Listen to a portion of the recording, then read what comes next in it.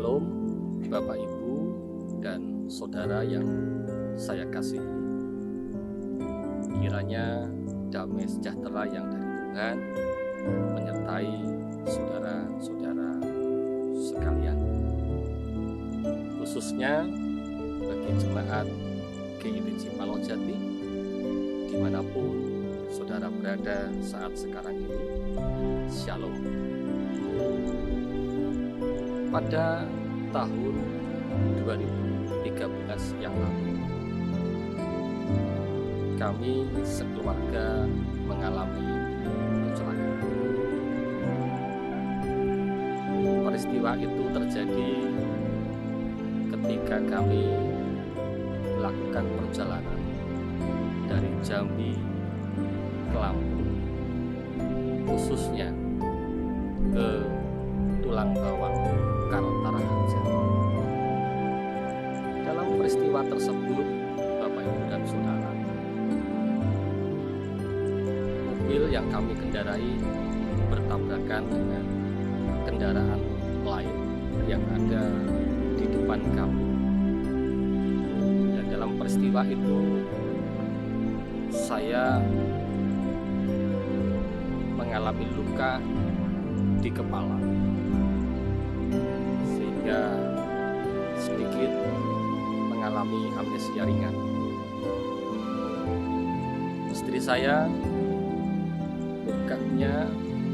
luka-luka karena kena pecahan kaca, sedangkan ibu mertua saya tulang iganya patah, sedangkan anak saya yang kedua meninggal di rumah.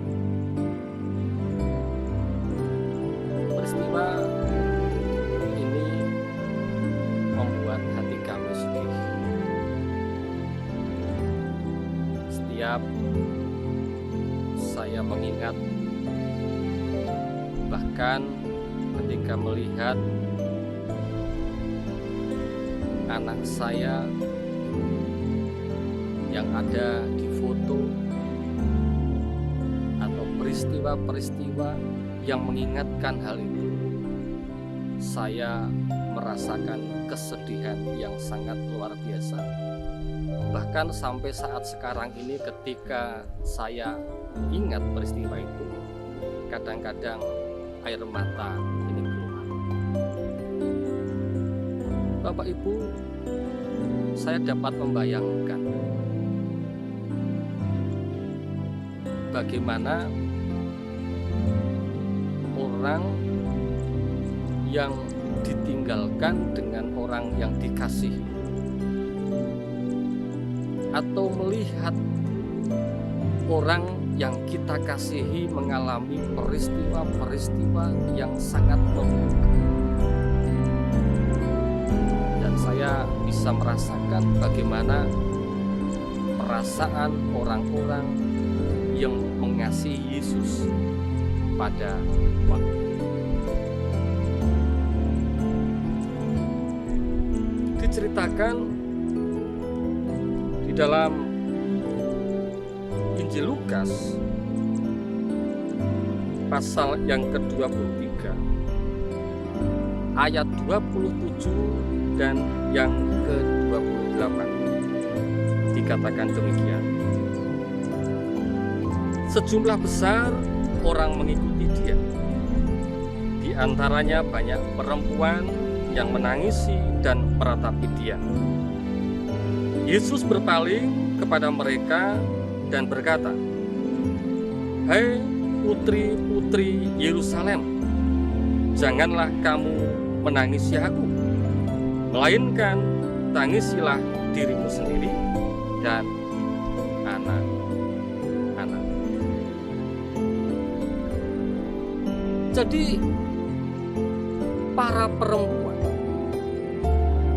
yang melihat langsung peristiwa itu merasakan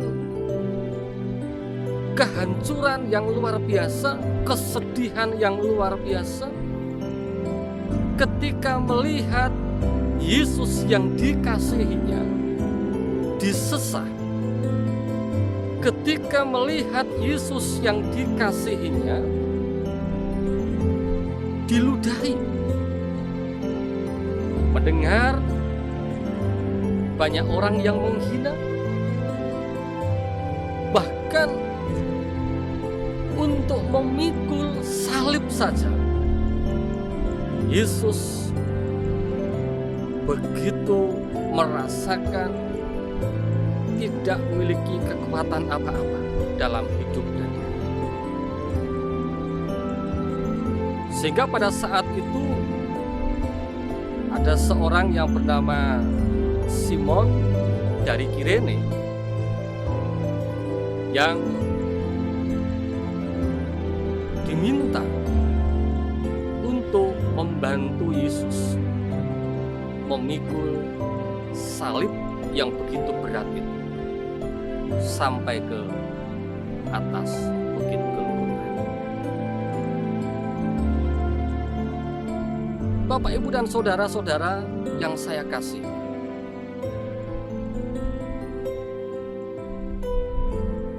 ketika para perempuan ini menangis, Yesus memandang dan melihat mereka, dan Yesus berkata,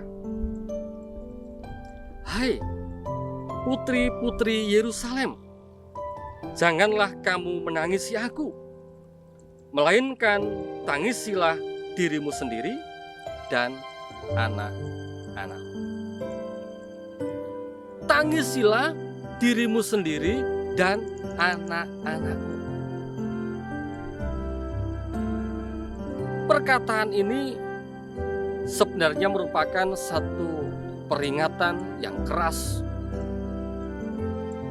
khususnya bagi umat Tuhan, di mana di Yerusalem itu,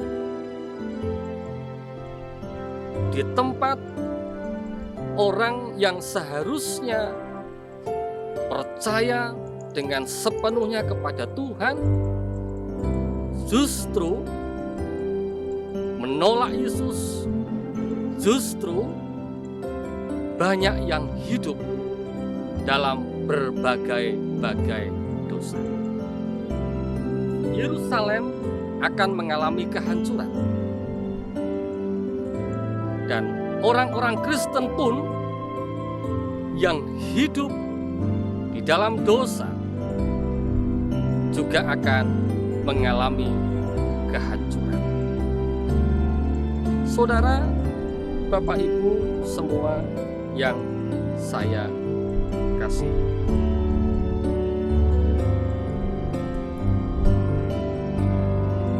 kita sebagai orang Kristen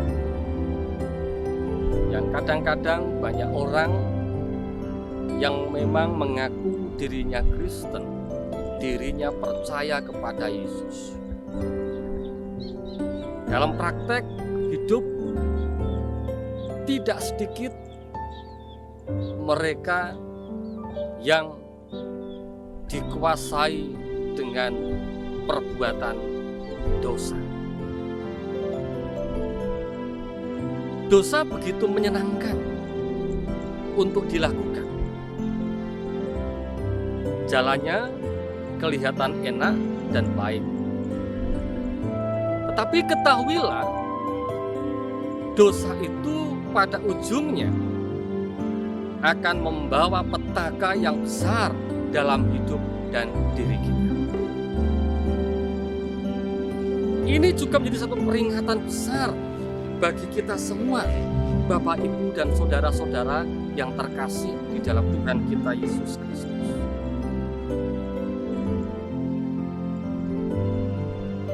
Bukan hanya bagi kita sebagai orang tua, tetapi juga untuk anak-anak kita. Yang menarik, kadang-kadang kita tahu bahwa yang kita lakukan itu berdosa di hadapan Tuhan, tetapi kita sengaja untuk melakukan. Kadang-kadang anak kita atau saudara kita melakukan perbuatan dosa dalam hidupnya, Namun kita yang tahu membiarkan begitu saja, tidak mengingatkan. Bahkan ada juga orang tua yang mengetahui bahwa apa yang dilakukan oleh anaknya itu bersalah, tapi justru malah menyuruh, walaupun itu perbuatan yang tidak berkenan dan dosa di hadapan Tuhan. Kadang-kadang dosa itu menjadi gaya hidup.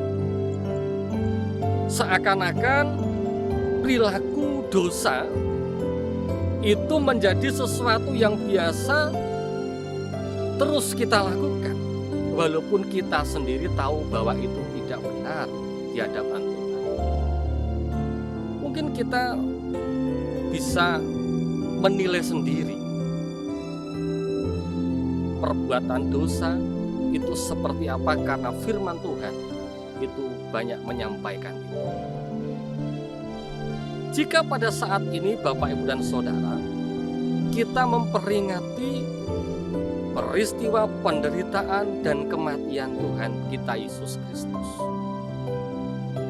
ini menjadi momentum bagi kita untuk mengintrospeksi diri, untuk kembali melihat diri kita. Jangan hanya kita menangis ketika kita melihat Yesus disesah, ketika Yesus menjerit kesakitan. Tetapi lebih daripada itu, Tuhan menginginkan agar kita itu menangisi, meratapi diri kita sendiri ketika kita masih ada dalam pusaran dosa ini. Jadi ketika kita masih melakukan perilaku dosa menjadi gaya hidup kita setiap hari, itu artinya pengorbanan Yesus di atas kayu salib itu sia-sia. Yesus yang menderita, Yesus yang kesakitan, Yesus yang tidak memiliki kekuatan apa-apa, menjadi sia-sia ketika kita yang diperjuangkan itu masih dan terus melakukan perbuatan dosa di hadapan Tuhan. Mari saat ini saya mengajak Bapak, Ibu, dan Saudara sekalian untuk menangisi diri kita sendiri, melihat kalau perilaku menyimpang, perilaku yang tidak benar itu masih ada dalam diri kita.